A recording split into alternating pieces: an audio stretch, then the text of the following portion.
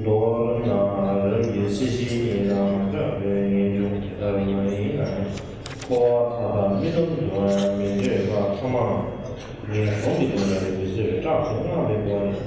他的学习啊，这个前提写的不，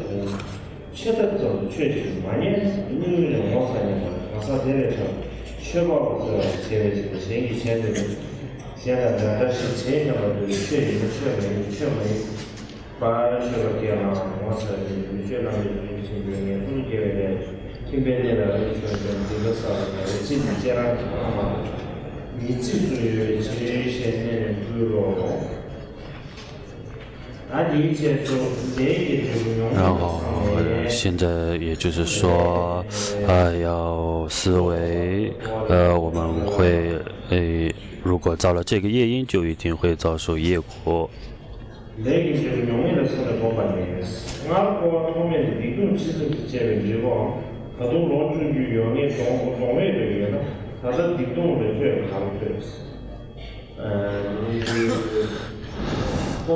的，从无始以来，我们一直流转在这个轮回当中，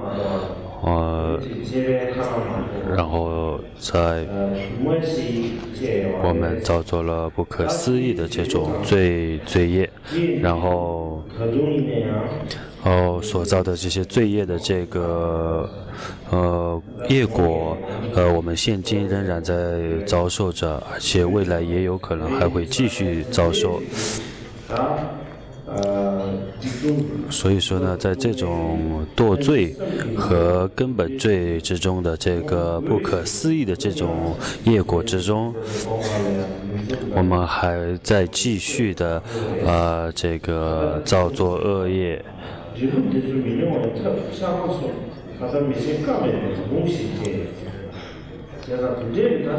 因为有这种很多业果，为了不让自己遭受这个业果，然后我们从现在就应该开始修持这个忏悔，现在就应该去精进的履历，不然的话以后就很难从中获得解脱了。他的年上节他说了。前年3月没办法，他们通过民主常的，你预测不没有了，他都专门联系完，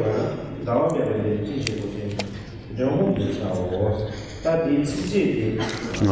说这个句子，然后念诵这个句子，然后去思维这个句子的意思。这里有一个备注，然后这个备注就是我们也所谓的这个一定会遭受感受这个业果，它就是在解释这个感受的业果。比方说我们在中阴的时候，在小乘的观点之中，在声闻乘声闻部的这个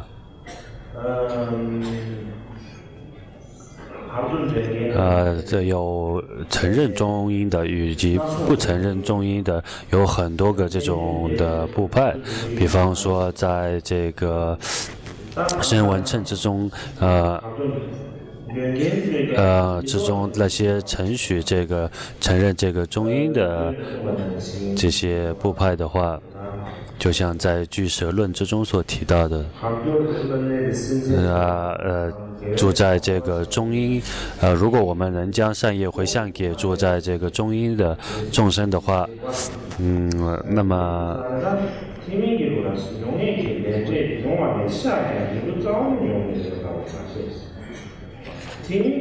在小乘之中也，如果你造作了一个恶业的话，造作一个业的话，你就是一定要遭受它的这个业果，不分大小，总之它一定要遭受这个业果。比方说国王吴生迪他造作这个无间罪，他就虽然他之后医治了佛陀，他最终还是必须要投身地狱一次，就像这一个皮球一样，我们往下拍下去的话，它自然就会弹起来一样，它就会像皮球拍下去。皮球拍下去，然后弹起来的一刹那时间，他就必须要投身在这个地狱。然后他投身完地狱以后，他就像皮球一样弹到这个善道。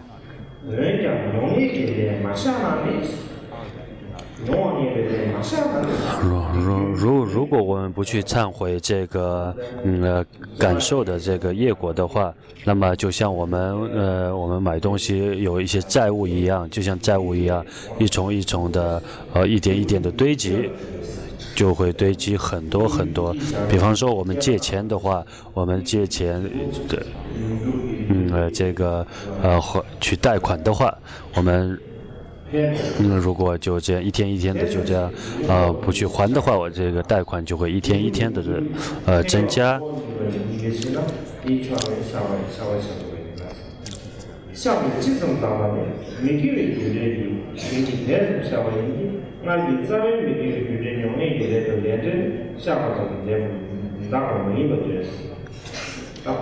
那么所谓的这个孽债的话，我们只是这个一直都在忏悔这个突然所升起的这种孽债的这个罪业，但是无法从无始以来所造作的这个业是无法清除的，像大乘之中。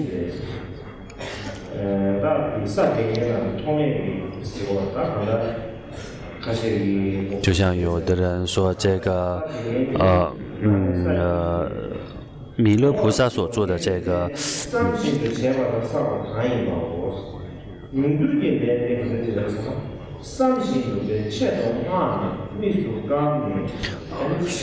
所谓的这个感受的这个业果，它就是这存心，也就是故意的、存心的去造作，因为在这个造作恶业之中，它有故意造作和无知的造作，以及在最初的动机以及之后的行动的这种各种区分。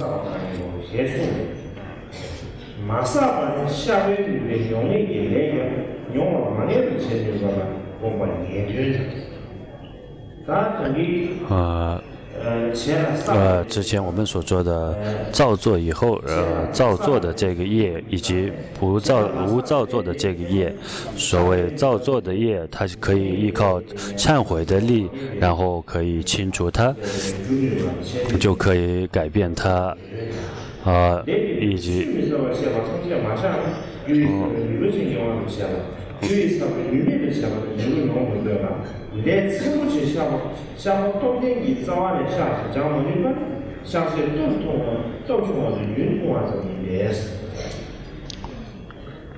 比方说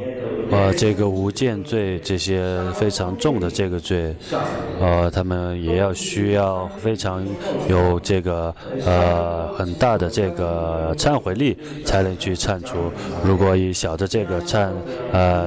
悔对治力的话，就很难将他们忏悔，因此要长时间去抑制这个忏悔的对治力。比方说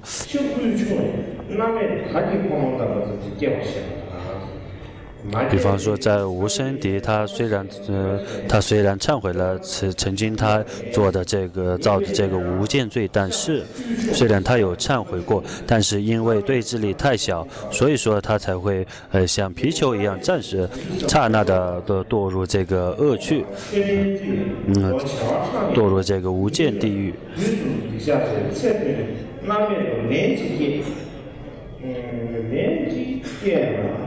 马上的这个小狗也给我们这个眼睛下面的螺丝，这里也不关于其实啊，然后有一个叫布也有一个叫国王巴维西，他在在这个他杀死了这个一个叫内都丹真的这个人，然后他在这个佛坛面前修持了这个忏悔了500多年，然后如果他没有忏悔的话，他就会堕入这个地狱，他可能就会在无量劫之中遭受着地狱的恶苦。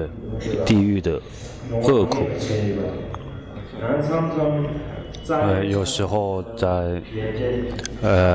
因为这个因果，如果你不能去清除这个罪业，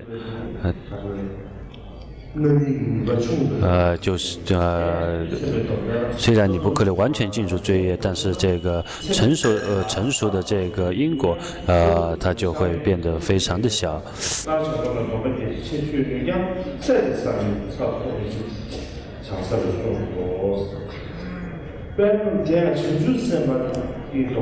像一个具足菩提戒的人，他如果产生了这个根本戒，如果他没有破这个根本戒，他就会此生登地获得成就。如果他此生犯了根本教，但是他虽然忏悔了，但是在此生他是很难登地的，因为在此生他犯了这个根本戒，所以他不可能在这一生而获得登地的果位。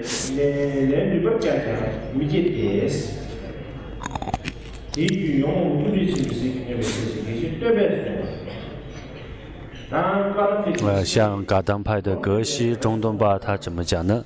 他说这个所谓的菩萨戒，他就算是你反复的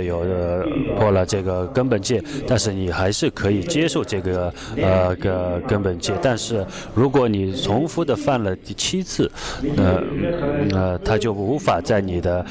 这个相续之中产生这个菩萨戒。因此，因为你这个戒体已经变成了非常的不清净，因为你求受了7次这个菩萨戒，并且都破了这个戒律的话，那么就不可能再升起这样的菩萨戒体。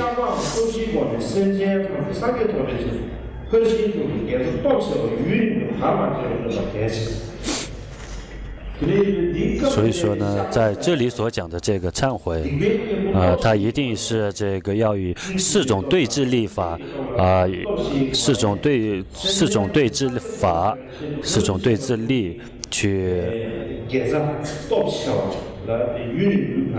在长时间的就要长时间的去修，以这4种对治力去忏悔自己所造的罪业。这是这里的这个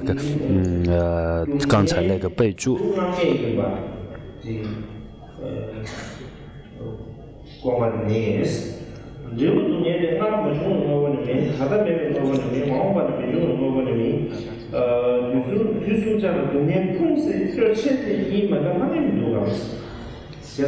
总之呢，所谓的这个痛苦，它并非是以前没有然后现在突然产生，并非说是未来不会产生，或者现在有未来不会产生，因为这个痛苦它一直都有，就像是我们这种心情非常的差，心情非常的忧伤，有这种不同的这种心情。我们这个从无始以来流转这个轮回，一直到现在，我们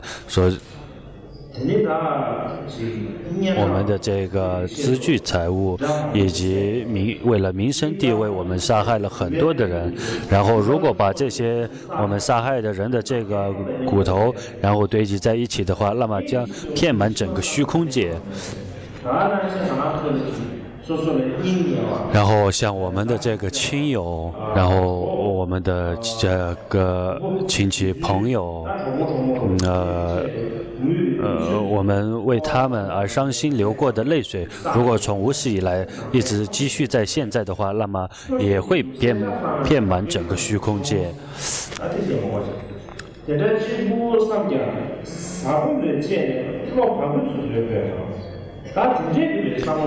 所以如果要想到这一些的话，那么我们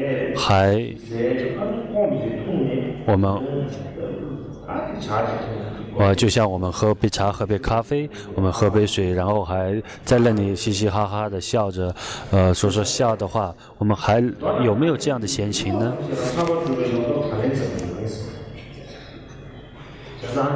总之呢，在入行论之中所讲的一样。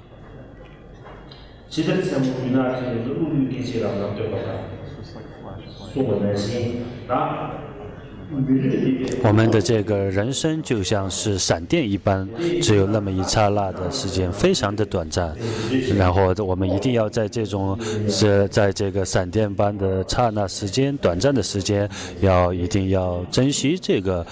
机会，珍惜这个时间，让这个人生有实益、有利益，让自己来生获得一些好的善果。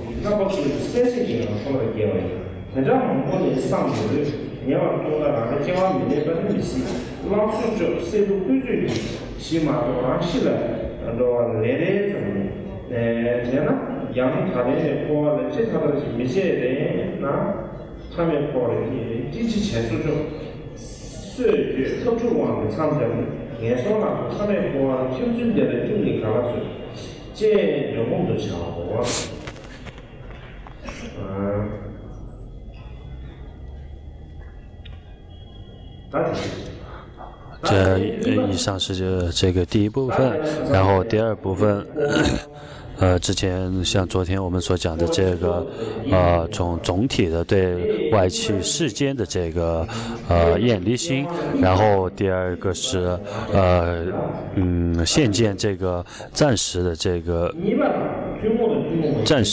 恶缘而升起的这个暂时的。现见暂时的这个因缘而升起这个厌恶心。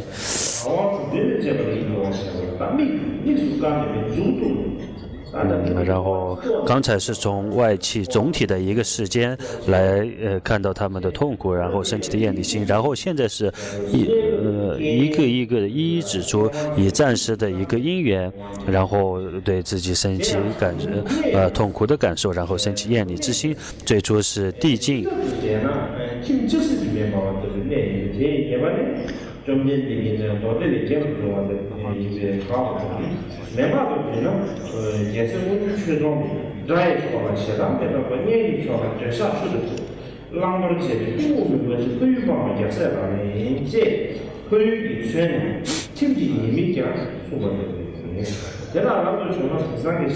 第一个这个地狱的境遇就所讲的是在家的这个过患，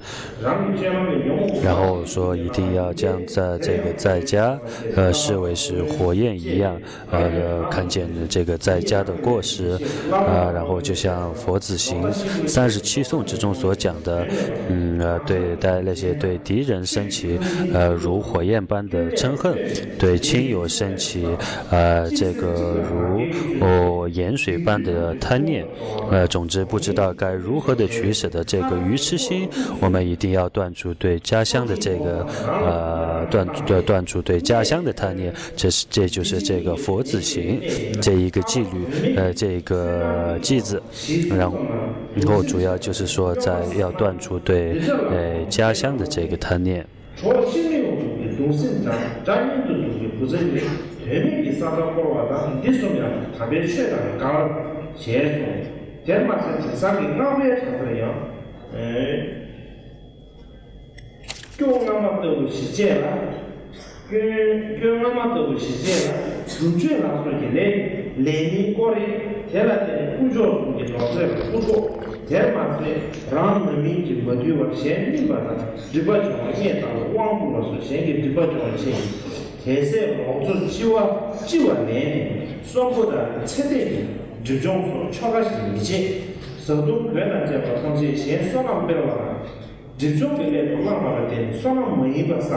대제이 제 추스를 뒤제 추스고 치부기에 그냥 응아마 대단자에 내대도 내 샤르야 버르고 지자체 대상 범죄바에 자살이야 응아마 대인 이딩도 랑 밀라미고 밀라마미고 这个俺也高飞愉快了呢，确实恰是也挺那么怕工做工这些写起来了，他困难了，你呢正好把咱们吃了一点，这样方面怕看了这个，那边怕的看了这个民众这个内容。但呢，用一见面的，外边的话，可以那个那错意。 这样健身是多少钱嘛？然后说而且都能够强嘛是的，这样这块呢，现在所讲的也就是这个对轮回的这个境遇都要，不管是上善道也好，还是上恶趣也好，不管你住在哪里，不管住在哪个地方，都是这个痛苦的本性，所以一定要远离这些，而住在山间，而住在清净的地方、僻静的地方去修持。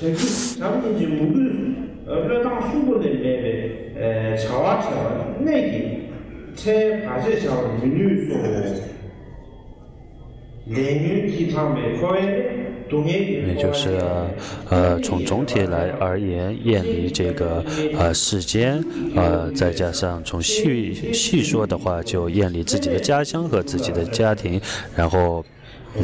舍弃这些一切，然后到清净的山间去修持。刚刚所讲的，也就是对这个地境的这些讲他们的过失。然后，总之来说，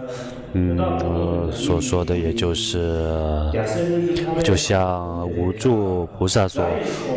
想的这个句子，也就是对敌人升起如火般的嗔恨，对亲友升起如盐水般的贪心，不知道该如何取舍的这个心，然后一定要断除对家乡的贪念。所谓说，比方说我们记着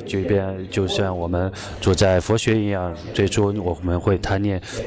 会对执着，会对这个佛学院升起分别心，就会说哦，这是我们佛学院的堪布，这是我们的佛学院。这是我们佛学院的学生，像这样，升起很多的这个贪执，然后这个因为会产生这种贪执，所以这不是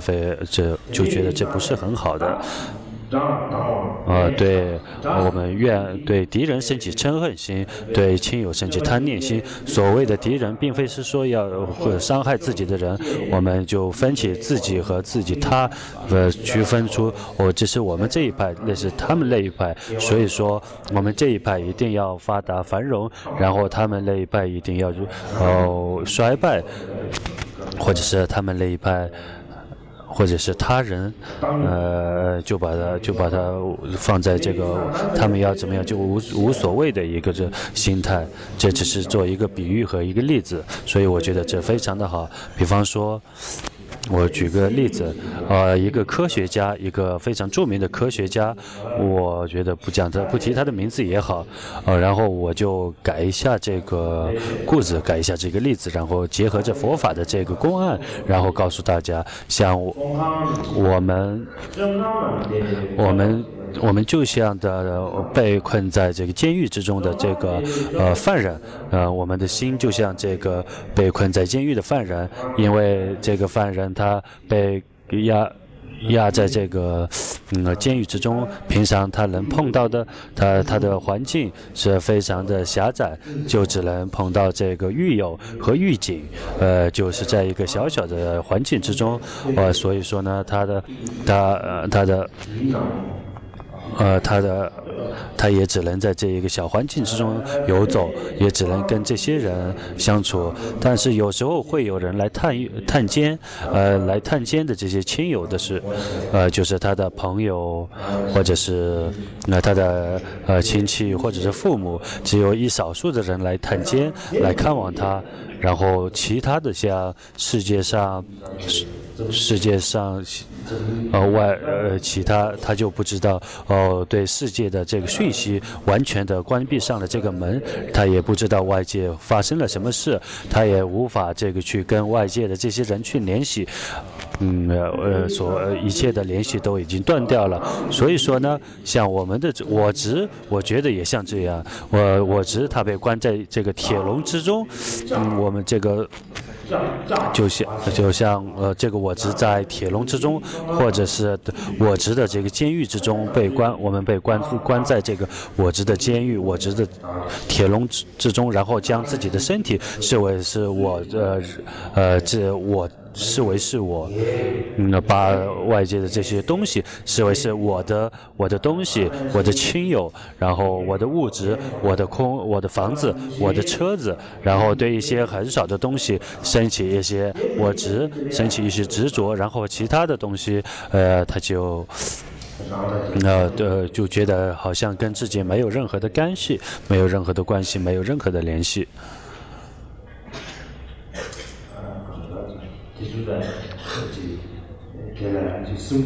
跟他们毫无关联，就不会去关心他们，不会去在乎他们，他不会去这样，不会这样，也不会去做这样。我觉得这个比喻非常的恰当，所以说。一般来讲，如果真是这样的话，我们在这个世界上的这些人，我们彼此都有关联，彼此都有连接，彼此都是因缘和合，彼此都是相互依靠而产生的。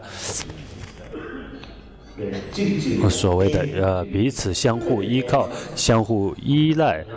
都是这样在生存的。比方说，我们现在说我们的一个呼吸，我们吸，然后呼气，然后我们吸气，这个呼吸的这个瞬间，也并非是因为我们依靠我们自己的能力而产生的，因为我们这个仅是这个呼吸的这个因缘，顺缘，它也需要依靠外界的这个生物、外界的动物而产生，外界的人类而产生。比方说。像昨天我所讲过的，如果我们不吃饭的话，要待上2个礼拜的话，那么我们不可能生存能活着。然后如果我们一个礼拜不吃不喝水的话，那我们不知道将会成为什么。如果我们没有任何的衣食，然后那也我们无法生存。因此我们的不管什么衣食住行都是依靠外在的其他的众生财，因为这并不是说我们从刚生下来的时候就我们将所有的财物背着，然后穿着衣服拿着食物而生下来的，因为这些我们的衣食财物都是因为外界的这个众生而产生的，而要依靠他们的事。比方说像我们还可以，比方说或者是其他的这些在家人，因为他们的这个衣服都是从工厂之中生产出来的，工厂之中制造出来的，因为有的衣服也非是有名贵的这个名字，非常的时尚，而且是非常好的这个品牌。想到这些。制造商、衣服的制造商、制作的这个工人，以及设计服装设计师，虽然我们不知道他们，我们没看见他们，我们什么都不知道，但是跟我们现今平日里的生活没有直接的联系，但是。我们穿着他们设计的衣服，穿着他们制造的衣服，然后我们还在街上有扬威的走着，然后虽然我们这样很自信的走着，如果我追溯它的来源的话，就会一直追溯到这个制造商、制造的工人以及制造的这个原材料，然后材料就会从那些跟这个动物生物就产生了这个关联。就算是这个呼吸，我们也产生，也是依靠他源所产生的。像科学家所说的，我们这个因为这个新鲜的空气是源自这个外界的这个是树木生物植物而产生的。像我以前。我也跟大家讲过，我们如果好好的去想一想的话，我们的呼吸，并非是1次2次，也并非是1天2天、1个月1年，是一生，我们都要必须呼吸。如果这个呼吸断掉的话，那我们就完蛋了。我们如果把气呼出去，如果没有人吸进来的话，那我们就完蛋了。就像世亲菩萨所讲的，想不起这个句子了，我就觉得这个句子非常的恰当，就像我以前所讲的，我们这个呼吸从这个植物所产生的这个空气、新鲜空气、氧气，然后慢慢的这个逐渐的变成我们的这个呼吸，然后逐渐成为我们呼吸的。最初是从哪里来的呢？在还没有成为我们的呼吸的时候，它有很多的步骤和次第。如果我们很详细的去查证的话，它就有成千上万的这个次第和顺序，然后最终才会成为我们的一次呼吸。然而，我们这个呼吸并非是1次，因为是无数次的呼吸。然后，在这个无数次的呼吸的这个顺源，它都是完全具足的，而且是准备好的。我们就不觉得非常的神奇吗？如果说我们要去制造一个这样的呼吸的这个顺源的话，就像我们印度的这个电，像印度的电有时有，有时没有。我们如果要去做的话，我们要制造电的话，那很难。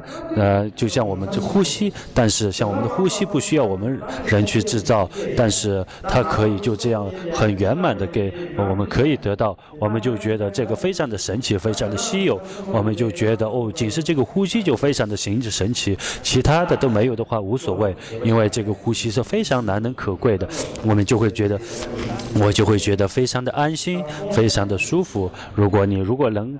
好好的思维的话，就是这样，但是你不能好好的思维，老是钻牛角尖的话，那么你永远都不会升起快乐的心，因为总是忧心忡忡。因为就像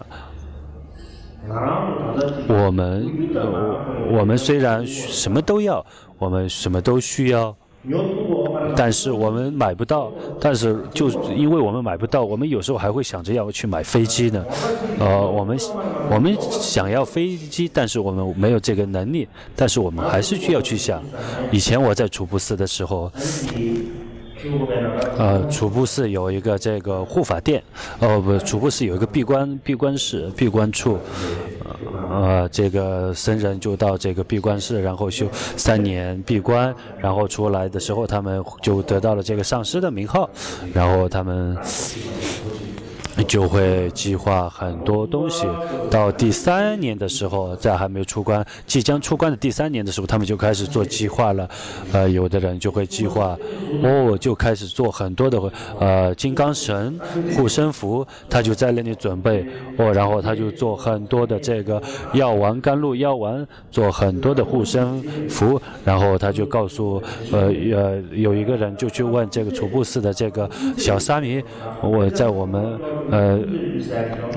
就有人就问这个沙弥，你读完这个经你会做什么？他说我会做维诺斯。然后问他，你做完维诺斯你要做什么呢？然后他就说他要去闭关，然后他闭关以后要做什么？他说闭关以后就成上师了，然后我就要买一个汽车。然后他这个小沙弥，这些大人都这样去想，小沙弥也觉得自己也就应该走这条路。平常我们没有去这个区分这个我们的欲望，虽然我们需要的东西只是极少部分。比方说，如果只要我们不饿不冷就可以了，我们需要的就只是这么一点点。但是我们所欲望的是，我们什么都要。所以说呢，我们就去一个大的商场，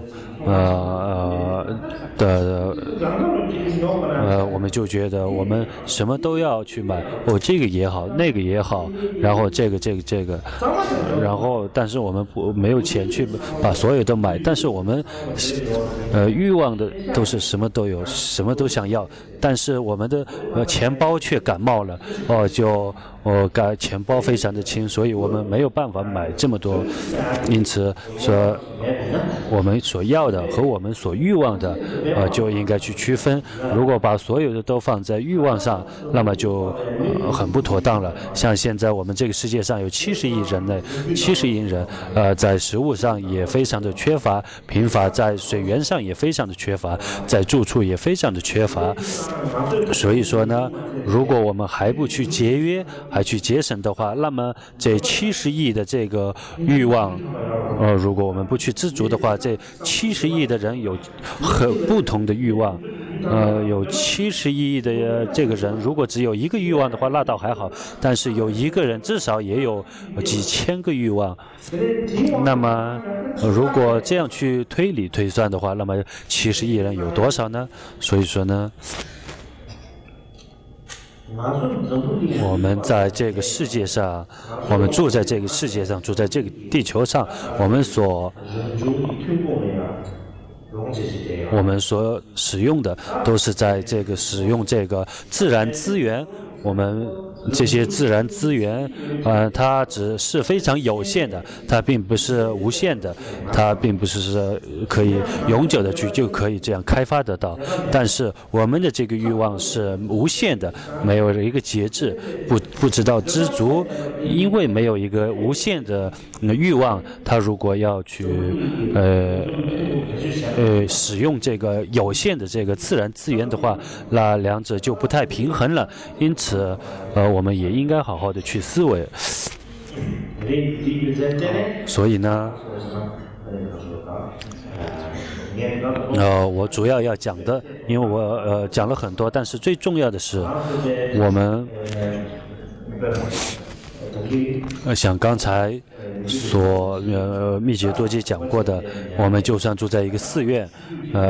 进入一个宗派、一个传承，在一个社区、社团，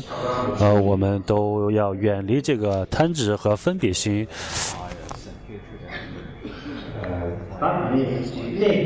然后这以上是对这个地境、地狱和这个分别念断除是非常重要的，也就是说断除对地境和分别念。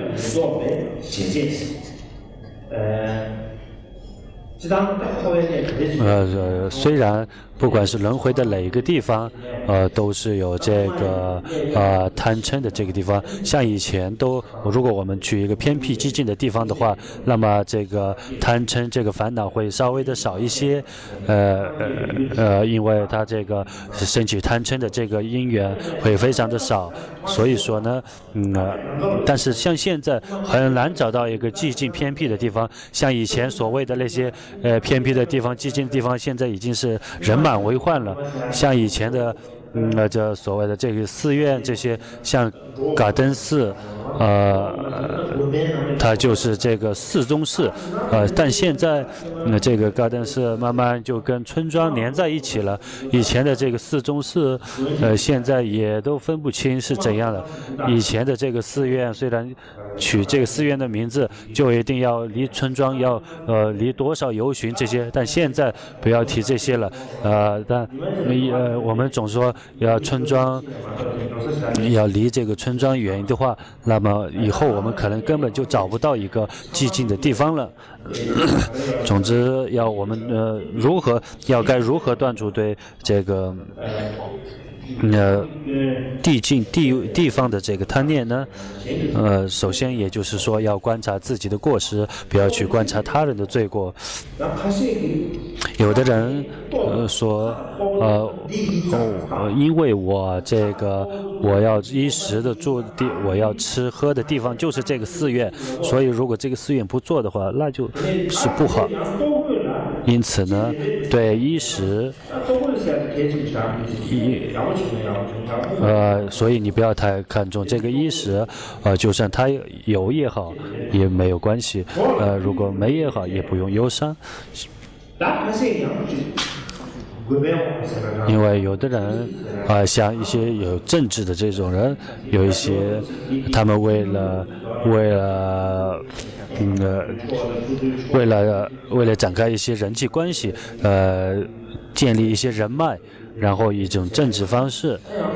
去做的话，然后这个也是成为这个贪嗔的这个因此呢。虽然搞好人际关系是非常好，但是有时候如果以一种政治的方式为了自己获得一些利益的话，那也不是很好的。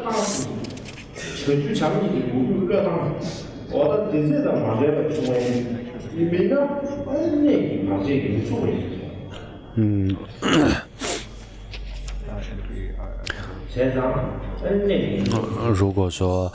你升起贪嗔的话，这样的话你就很难待在这个寂静的地方。然后是第二点。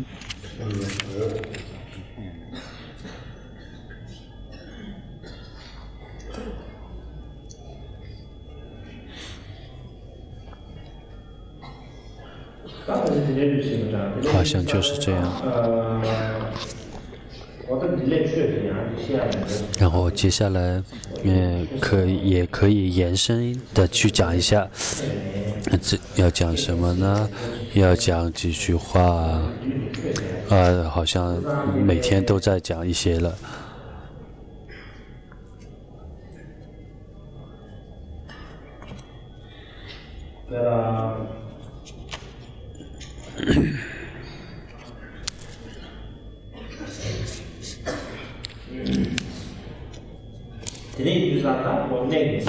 所谓的这个对地方地境的这个执着，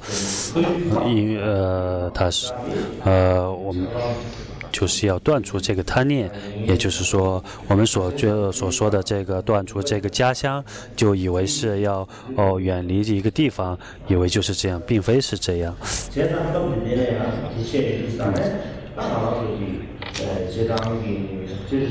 像现在我们总体来讲的这个，在同一个地球上，我们彼此都有直接和间接的关系，间接的联系。因此呢，我们也是这个其中的一个成员。其中的一个部分，比方说一个身体的话，不管是手或者脚，它都是身体的一个部分。如果你砍断腿，你会有痛苦；砍断自己的手，你也会有痛苦。因此呢，同理，我们也是这个地球的一个部分。因为所以说呢，我们不要去区分，这是我们这一方，这是他们那一方，在真实的这个本性之中，并没有这样的分别。特别是在我们佛教徒内部彼此之间，也要。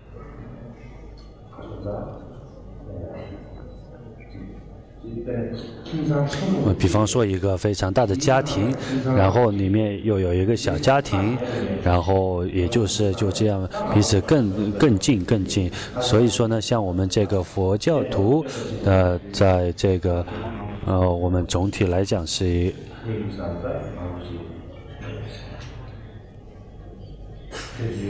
在一个佛教的在一个佛教的大家庭里面，我们就彼此有很多的联系，再加上在这个藏传佛教之中，我们也有很多的联系。从中我再分得更细一点，就是这个达波噶举之中，我们也有很多的联系，很大的联系。因此呢，我们平常所讲的这个贪执和分别心，我们总是这样去贪执和分别，我就觉得是一个很不好的事情。我们平常都是在辩经，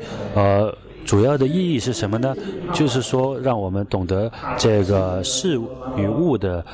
一个真理、一个真谛，并不是说来练我们的口才，而是说让我们知道它的本性是什么，它的真谛是什么，它的真理是什么。所以说，我们才在修持，才在学习这个辩经。所以我们为了我们去用思维，然后专心的去追查、来追溯、来推断这个事物的这个真理，我们在寻找这个真理，我们是一边寻找这样的真理，一边去做一个与真理相违背的话，那么一边去做一个跟真理相违背的事的话，那么这两个事就非常的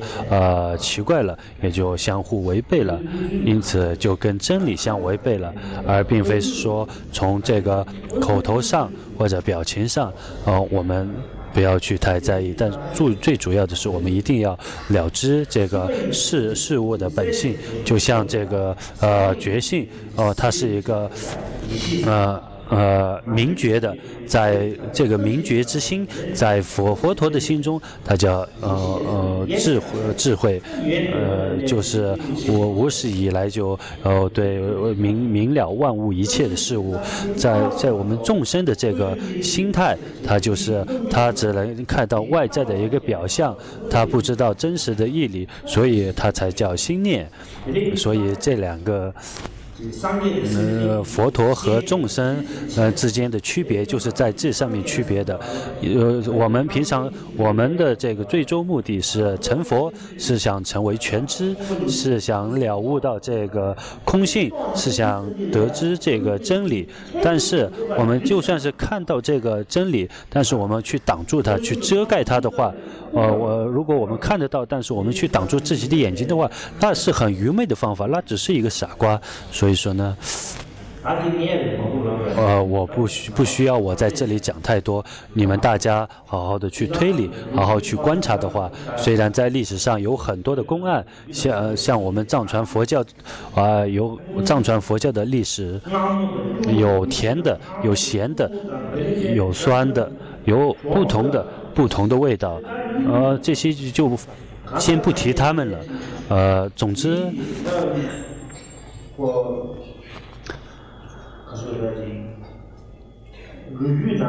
在历史之中的这个这些公案和事迹，我们不要去讲，因为这是这个世间的这个迷幻的这个幻境，这是一个幻境，但是我们还是去相信它，还是去迷惑其中，将这个幻境视为真实所有，而100%的去相信。所以我们从无始以来到现在，一直都流转在轮回之中，没有获得解脱。这些幻境，虽然有很多不同各色各样，这些历史追溯历史的话，都是这个幻境幻象，没有一个没有一个被迷惑的。如果没有迷惑的话，就不会出现这么多的不是，这么多的不好，就不会出现这么多的这个贪嗔、争斗、纷争。我就觉得这些都是不好的事情。所以说呢，总体来讲，我们是进入了佛门，再加上我们进入佛学院，从堪布以下，然后一般的和尚以上，一般的出家人以上，我们都要以觉性，以这个上等根器的方式，以一个好的推理，一个好的法相，有一个真实的方式去观察。察、去思维、去修持这个佛陀的教法，我们都要精进于这一点。因此呢，有时候我们虽然没有很好的理由，但是要讲一些奇怪的话，然后一个人讲，一个人就传给另外一个人，一传十，十传百，这些的话就不要讲太多了，这是第一点。